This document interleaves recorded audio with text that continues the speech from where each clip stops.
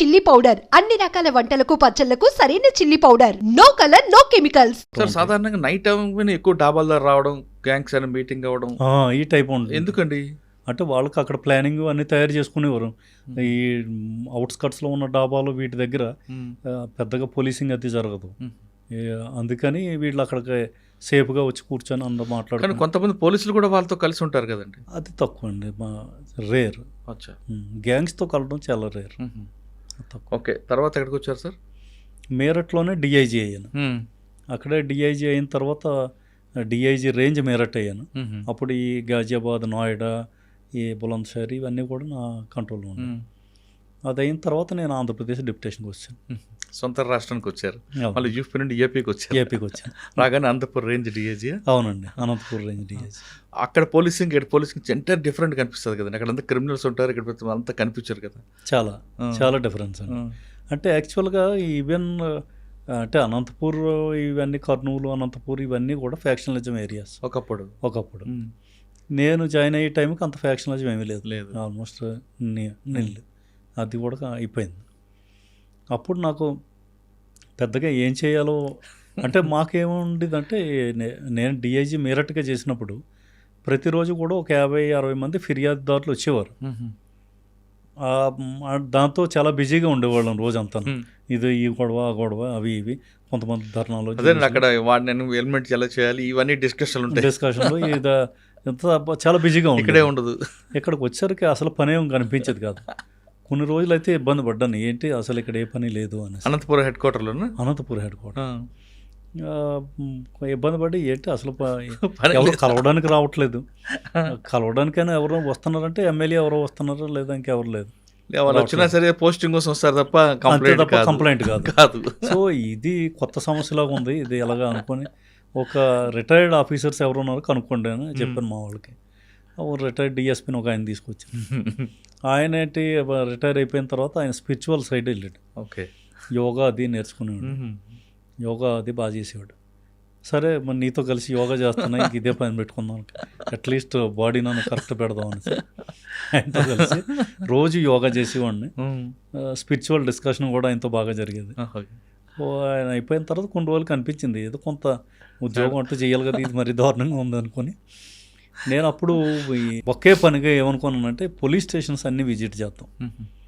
అసలు ప్రతి పోలీస్ స్టేషన్కి ఏం సమస్యలు ఉన్నాయో దాన్ని అన్నింటినీ కూడా డాక్యుమెంటేషన్ చేద్దాం అనేసి నేను బయలుదేరి రోజుకి 2-3 పోలీస్ స్టేషన్లు విజిట్ చేయటం. ప్రతి పోలీస్ స్టేషన్లో కూడా ఈ సీజ్డ్ వెహికల్స్ అయ్యి ఉంటాయి. మనకి రకరకాల యాక్ట్లో మేము సీజ్ చేసిన ఉంటాం. ఈ సీజ్డ్ వెహికల్స్ అన్నీ కూడా పోలీస్ స్టేషన్లో పడి ఉన్నాయి. అక్కడ ఎస్ఐని అడిగితే వాడికి ఏమీ తెలిసేది కాదు. వీటిని ఎలా డిస్పోజ్ చేయాలంటే వాడికి ఏమి దాని మీద అవగాహన లేదు. ఈవెన్ సిఐలకు కూడా అవగాహన ఉండేది కాదు. సో మొత్తం నా అనంతపూరు, చిత్తూరు, తిరుపతి ఈ 3 జిల్లాల నుంచి కూడా డేటా అంతా కలెక్ట్ చేసి వాటి మీద నేను బాగా ఇంతవరకు గవర్నమెంట్ సర్క్యులర్స్ ఏమొచ్చాయి, డీజీపీ సర్క్యులర్స్ ఏమొచ్చాయి, దీని మీద హైకోర్టు ఆర్డర్స్, సుప్రీంకోర్టు ఆర్డర్స్ ఇవన్నీ తీసుకొని ఒక డాక్యుమెంటేషన్ చేయడం ప్రారంభించాను. ఈ తర్వాత ఒక టౌన్ పోలీస్ స్టేషన్ని సిఐని పిలిపించి రోజు టౌన్ పోలీస్ స్టేషన్కి వెళ్ళడం, ఈ వెహికల్స్ని డిస్పోజ్ గురించి వాడికి ప్రొసీజర్ అది చెప్పడం, వాడి చేత కొన్ని చేయించడం. ఈ డాక్యుమెంటేషన్ పనిలో ఉండి అప్పుడు ఏం జరిగిందంటే ఈ కొన్ని వెహికల్స్ వీళ్ళు ఏ కేసు లేకుండానే పోలీస్ స్టేషన్లో నిలబెట్టారు. దాని మీద ఏ కేసు రాయలేదు, రికార్డే లేదు దాని మీద. దీన్ని ఏం చేద్దాం సార్ అన్నాడు. ఇది కొత్త సమస్య. రికార్డు ఉన్నదానికైతే ఏదో రూల్ ప్రొసీజర్ చెప్పుకుంటాం, లేని దానికి ఏం చెప్తాం. సరే ఇది అలా కాదమ్మా, దీని గురించి కూడా నేను చెప్తాను విను, దీని గురించి సరే మొత్తం రిపోర్ట్ తయారు చేయి, ఈ engine number, chassis number, owner ఎవరో ఏటి అన్నీ తయారు చేయి. ఆ ఓనర్ నెంబర్ నీకు దొరికి కనెక్ట్ అయితే ఓనర్తో మాట్లాడి వాడికి ఏ కేసు ఏటో లేదంటే ఏదో చేసుకొని వాడికి రిలీజ్ చేసేయి. అలా కాని పక్షంలో మనం ఏం చేద్దామంటే ఈ రిపోర్ట్ తయారు చేసి మనం జ్యుడిషియల్ మేజిస్ట్రేట్కి ఇద్దాం, నిర్ణయం ఆయన తీసుకొని ఇద్దాం. బాబు మీకు మా పోలీస్ స్టేషన్లో ఇలాగ అన్రికార్డెడ్ వెహికల్స్ కూడా ఉన్నాయి, వీటిని ఏం చేయాలో చెప్పండి. ఆ విధంగా తీసుకెళ్ళి జ్యుడిషియల్ మేజిస్ట్రేట్ ముందు పెడితే, సార్ ఇది ఏ లా ప్రకారం నేను దీన్ని డిస్పోజ్ చేయాలి అని కొన్ని క్వశ్చన్లు రైజ్ చేశాను. ఏమో సార్ మా సిఐ ఏమో సార్ మా డిఐజీ గారు పట్టుపట్టారు, మీరే ఏదో చేయాలి సార్ అని. అప్పుడు ఆ మేజిస్ట్రేట్ నా దగ్గరికి వచ్చాడు. సార్ మీ దగ్గర కాఫీ తాగడానికి వస్తాను సార్ అంటే సాయంత్రం వచ్చాడు. ఇద్దరం కూర్చొని మాట్లాడుతున్నప్పుడు ఆయన ఈ ప్రస్తావన తీసుకొచ్చాడు. సార్ మీరు ఏదో చెప్తున్నారట, ఆయన నా వెంట పడ్డాడు, ఎలాగా సార్ అని. అప్పుడు నేను సుప్రీంకోర్టు జడ్జిమెంట్ ఆయనకి చూపించి ఈ జడ్జిమెంట్ ప్రకారంగా దీన్ని మీరు డిస్పోజ్ చేయడాన్ని మీరు ఇవ్వచ్చు, మీ దగ్గర ఆ మాత్రం పవర్స్ ఉన్నాయి, అదే అలాగే ఇవ్వండి, ఇస్తే మాకు క్లియర్ అయిపోతే ఇటువంటి ఎన్ని ఉన్నాయి అన్నీ కూడా మేము క్లియర్ చేసుకుంటాం అని చెప్తే మొత్తాన్ని కన్విన్స్ అయ్యి ఈ పాస్డ్ అని ఆర్డర్. సో ఆ ఆర్డర్ను కూడా నా బుక్లో పెట్టి మొత్తం అన్ని పోలీస్ స్టేషన్కి ఒక బుక్ని తయారు చేసి డిస్పోజల్ ఆఫ్ సీజ్డ్ వెహికల్స్ అని పెట్టేసి మొత్తం అన్ని పోలీస్ స్టేషన్కి పంపించాను.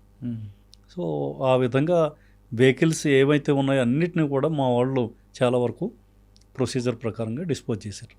సో ఈ విధమైన క్రియేటివ్ వర్కౌట్ క్రియేట్ చేసుకొని అదేవిధంగా మొత్తం ఈ మెన్కి అగెనిస్ట్గా ఓఆర్లు అని ఉంటాయి, ఓఆర్ అంటాం కదా, డిపార్ట్మెంటల్ ఎంక్వైరీస్. సో దానికి ఎలా డిపార్ట్మెంటల్ ఎంక్వైరీ చేయాలో మా డిఎస్పీలు చాలామంది తెలియదు. చాలామంది డిఎస్పీలను వారానికి ఒకసారి పిలిచేవాడిని, నీ దగ్గర ఓఈలు పెండింగ్ ఉన్నాయి, ఎందుకు పెండింగ్ ఉన్నాయి, ఏంటి కారణం, నువ్వు ఏం చేసావు, ఎంతవరకు చేసావు, అది ఒక్కొక్కటి డీటెయిలింగ్లోకి వెళ్ళి చూసేవాడిని. చూస్తే వాళ్ళకి అప్పుడు నాకు అర్థమైంది, వీడికి అసలు దీన్ని ఎలా ముందుకెళ్ళాలో వీడికి తెలియక వీడికి దీన్ని అట్టు పెట్టుకొని ఉన్నాడు అనేసి ఒక చిన్న పాకెట్ డైరీ కూడా తయారు చేశాను, డిస్పోజల్ ఆఫ్ ఓఈస్ అనేసి. సో ఈ మన రచనా వ్యాసంగాన్ని ఈ రకంగా వాళ్ళ కోసం ఉపయోగించాను. అంటే ఓఈకి ఒక రూపం ఇచ్చారు, ఇచ్చాను, క్లియర్ అయిపోయి ఉంటాయి. క్లియర్.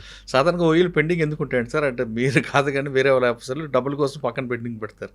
అది కూడా పాయింట్ అయ్యి ఉండొచ్చు కొంతమంది, వాళ్ళకి తెలియక కాదు, అక్కడ పేమెంట్ రాక. కాకపోతే వీళ్ళతో మాట్లాడిన తర్వాత వీళ్ళకి తెలియని వాళ్ళు చాలామంది ఉన్నారు. ఓఈ డిస్పోజల్ యాక్చువల్గా ఏమవుతుందంటే డిలింక్వెంట్ ఆఫీసర్ ఎవరైతే ఉంటారో, ఎవరి మీద అయితే ఎంక్వైరీ జరుగుతుందో వాడికి నోటీసులు పంపిస్తారు వీళ్ళు. వాడు టర్నప్ అవ్వకపోతే ఏం చేయాలి వీడికి తెలియదు. అది బేసిక్ చిన్న ఇష్యూ. అలా చాలా ఇష్యూస్ ఉన్నాయి అందులో. సరే, అనంతపూర్ తర్వాత అనంతపూర్లో ఉండగానే మనకి ఈ తుని ట్రైన్ బర్నింగ్ కేసెస్ జరిగినాయి. అప్పుడు డీజీపీ గారు నాకు ఫోన్ చేసి, బాబు ఈ తుని బర్నింగ్ కేసులు జరిగాయి, ట్రైన్ బర్నింగ్ కేసు, వీటి సూపర్విజన్ నువ్వే చూడాలి అన్నారు. సార్ మరి ఇక్కడ దీనిలో ఉన్నాం కదా అంటే, లేదు పర్లేదు, నువ్వు సిఐడి ఏడీజీ గారికి వెళ్ళి రిపోర్ట్ చేయి, అది ఇది కలిపి 2 నడిపింది కానీ అన్నారు. ద్వారకా తిరుమల గారితో కలిసి అప్పుడు ద్వారకా తిరుమలరావు సార్ని కలిసి నేను దానికి కేసెస్ అది హ్యాండిల్ చేసాం. ఆ తర్వాత నాకు ప్రమోషన్, ఐజీగా ప్రమోషన్ అయ్యి సిఐడిలోనే పోస్టింగ్ అయిపోయింది అక్కడే. సో కంటిన్యూగా సార్ తిరుమలరావు సార్తోనే ఉన్నాను.